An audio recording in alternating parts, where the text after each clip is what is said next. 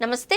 జనసేన రాష్ట్ర ప్రధాన కార్యదర్శి ఎమ్మెల్సీ అయిన కొణిదెల నాగబాబు ఇప్పుడు ఆ పార్టీలో అత్యంత కీలకంగా మారిపోయారు. ఆయన జనసేన అధినేత పవన్ కళ్యాణ్కి తోడుగా నీడగా ఇప్పటికే వ్యవహరిస్తున్నారు. రానున్న రోజులలో ఆయన మరింతగా తన పాత్రను పెంచుకుంటారు అని అంటున్నారు. నాగబాబు ఎమ్మెల్సీ కాబట్టి ఆయనకంటూ ఒక నియోజకవర్గం అయితే ఉండదు. ఆయన ఎక్కడైనా తన పాత్రను నిర్వహించవచ్చు. అయితే జనసేన అధినేత పవన్ కళ్యాణ్ నాగబాబుకు పార్టీ బాధ్యతలతో పాటు తన సొంత నియోజకవర్గం పిఠాపురం బాధ్యతలు కూడా అప్పగించాలి అని చూస్తున్నారట. పిఠాపురం ఎమ్మెల్యేగా పవన్ ఉన్నారు. అయితే ఆయన ఉప ముఖ్యమంత్రిగా పార్టీ అధినేతగా ఎంతో బిజీగా ఉంటారు. దాంతో ఆయన తరపున మొత్తం నియోజకవర్గంలోని ప్రభుత్వ పార్టీ కార్యక్రమాలను నిర్వహించేందుకు నాగబాబును నియమిస్తారు అంటున్నారు.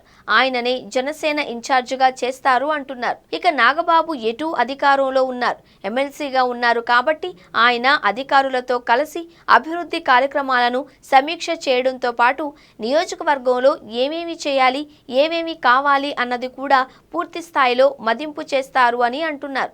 మరోవైపు చూస్తే పిఠాపురం జనసేన అడ్డా అని ఆ పార్టీ మంత్రి నాదెండ్ల మనోహర్ అన్నారు. ఇక నాగబాబు అయితే పవన్ ఫ్యాక్టర్ పిఠాపురంలో బలంగా ఉంది అన్నారు.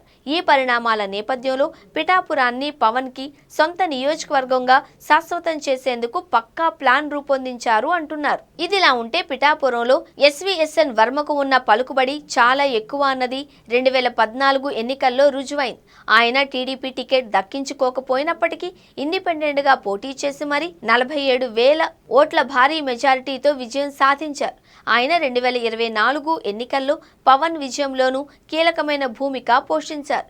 ఈ నేపథ్యంలో చూస్తే కనుక వర్మ ప్రాబల్యం తగ్గించాల్సిన అవసరం ఉంది అని జనసేన భావిస్తోందా అన్న చర్చకు తెరలేస్తోంది. జనసేనకు 100% పిఠాపురం మద్దతు దక్కాలి అంటే నాగబాబు వంటి మెగా ఫిగర్ను పొలిటికల్గా అక్కడ ఎస్టాబ్లిష్ చేయడమే మార్గము అని భావిస్తున్నారు అంటున్నారు. దీనివల్ల భవిష్యత్తులో జనసేన జెండా ఎదురు లేకుండా ఎగురుతుంది అని, అదే సమయంలో పిఠాపురంలో గెలుపు మా వల్లనే అని ఎవరూ చెప్పుకోకుండా చూసేందుకు కూడా వీలు పడుతుంది అంటున్నారు.